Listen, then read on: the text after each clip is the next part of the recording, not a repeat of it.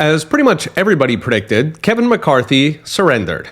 The speaker chose Memorial Day Sunday, when voters are maximally distracted, honoring our veterans and enjoying time with their family and friends in the real world, to announce he did exactly what we all knew he would do. He folded on the debt ceiling. Thing is, this was not a normal surrender, like you fought hard but just couldn't pull it off. No, this was a complete and total surrender, the kind where you look around for extra things to give the Vikings as they carry off your children. Maybe you bake them a pie for the long trip back to Norway. Now, according to the Wall Street Journal, Kevin got roughly nothing in return for at least $4 trillion in new debt, possibly much more debt, since Kevin very helpfully suspended the debt ceiling until, get this, after the 2024 election. Now, given how fast Biden's handlers run through trillions, they will gobble that right up, at which point it is a straight shot to a national debt of $40 trillion. Last week, I kept predicting that McCarthy would slow the runaway train from 80 miles an hour to 79.8, while quietly greenlighting it to go back up to 90. In fact, he didn't slow it at all. He just greenlighted it to 100. In gory detail, non-military discretionary spending, which is roughly a third of the $6 trillion budget, that's 1/9, is, quote, flat for a single year and gets an alleged 1% cap for another year. Both of which will, going by past form, be gamed into oblivion by emergency bills, adjustments, and exemptions.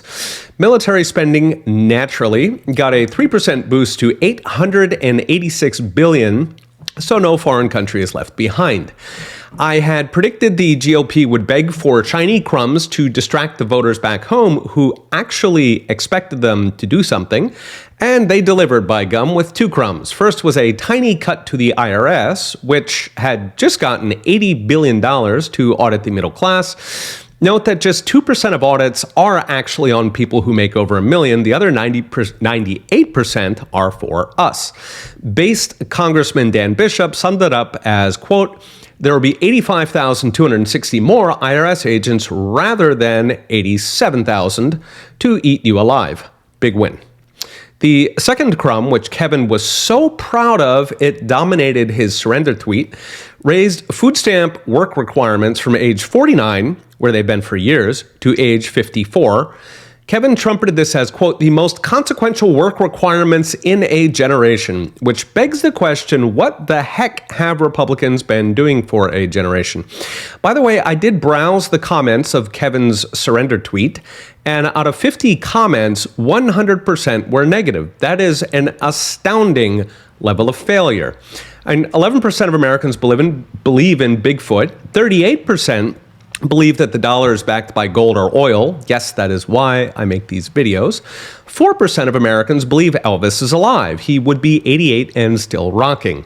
But 0% of Kevin McCarthy's Twitter followers, all Republicans going by the tone, think this was a good deal. In the Washington Uniparty, establishment Democrats and Republicans know their place. Defend the elite, crush the people. They will be toasting this one at the country club while voters wondered why they bothered. Okay, we'll be watching. See you next time.